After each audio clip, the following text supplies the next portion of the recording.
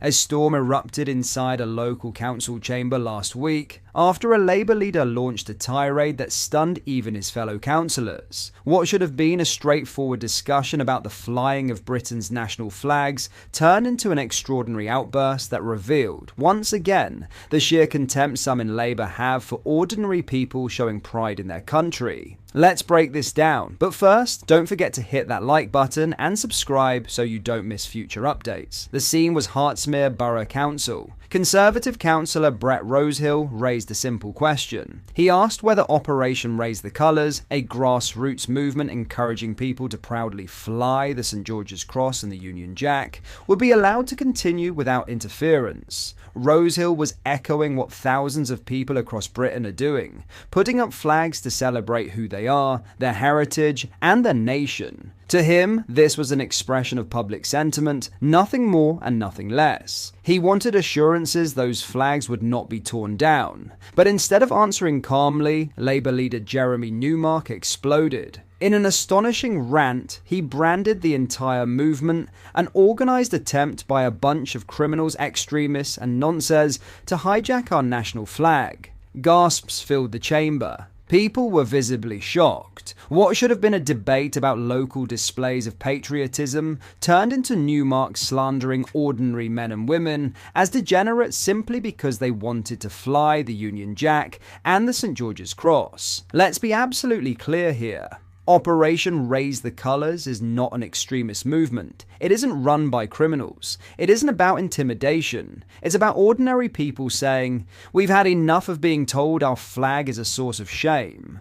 But Newmark refused to see it that way. He doubled down, accusing those behind the campaign of being linked to criminals and sex offenders, and sneering at councillors who dared to support it. In doing so, he smeared not just a handful of organisers, but everyone across Britain taking part. Every mother who puts a flag up in her garden, every pensioner who hangs one from their window, every community that lines the streets with bunting. This is the problem. Labour doesn't distinguish between fringe actors and genuine patriots. They lump everyone together, tarnishing ordinary people with the language of extremism. And what's the result? They alienate the very public they claim to represent. Rosehill pushed back strongly. He accused Newmark of constantly linking the national flag with extremism, warning that this actually hands extremists control of the symbol instead of reclaiming it for mainstream Britain. He was right. If every time the flag appears, politicians cry fascism or criminality,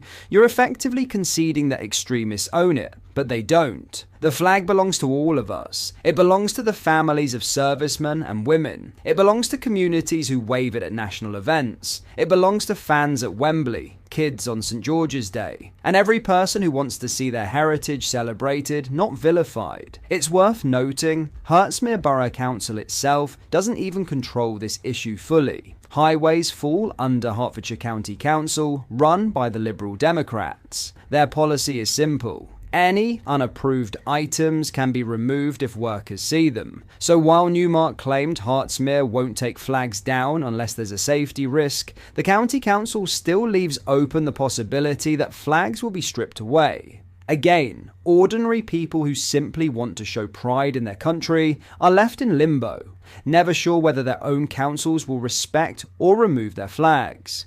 This row comes just days after the Unite the Kingdom march in central London, where up to 150,000 people took to the streets in one of the largest patriotic demonstrations in living memory. The march was overwhelmingly peaceful, families, veterans, young people, all standing together for their country. Yes, there were clashes at the margins. The Met reported 26 police officers injured. But let's be honest, when you have 150,000 people in one place, the overwhelming story was not chaos but unity. That march proved that patriotism is alive and well in Britain, and no amount of sneering from Labour councillors can take that away.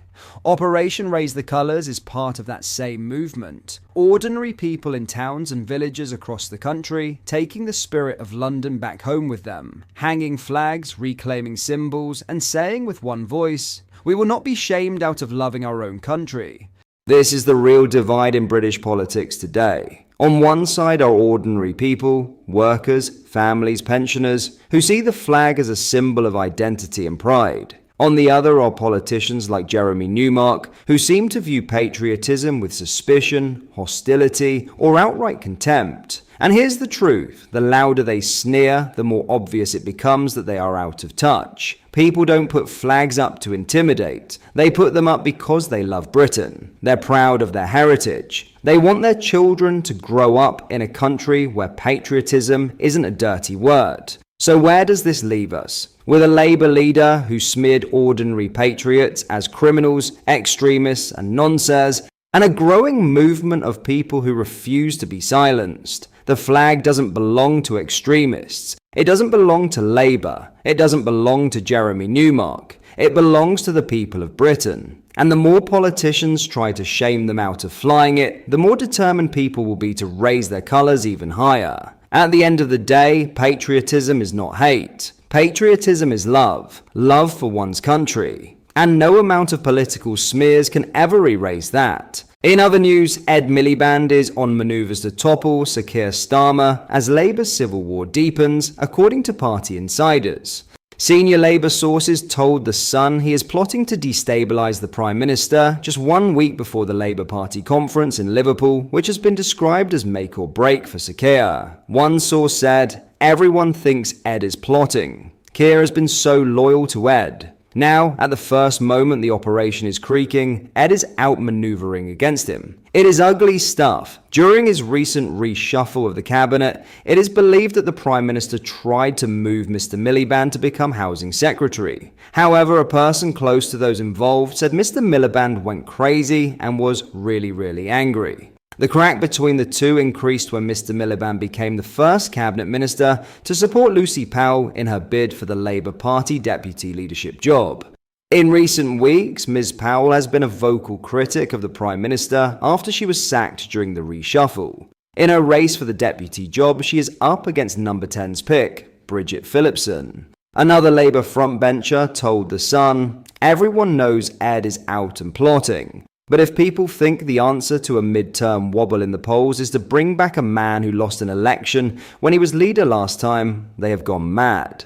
Mr. Miliband was Labour leader from 2010 to 2015, when he, quite after losing the general election to David Cameron, a Labour MP said, "Ed is setting himself up as the poster boy of Labour's soft left faction. Some are actually starting to talk about the possibility he could come back as leader if Keir Starmer falls." However, a source close to Mr. Miliband insisted, "This is nonsense." What are your thoughts on what we discussed in today's video? Let me know down in the comment section below. If you've not yet already, make sure you do drop a like on this video and subscribe to the channel for more British content. Thank you, take care, goodbye.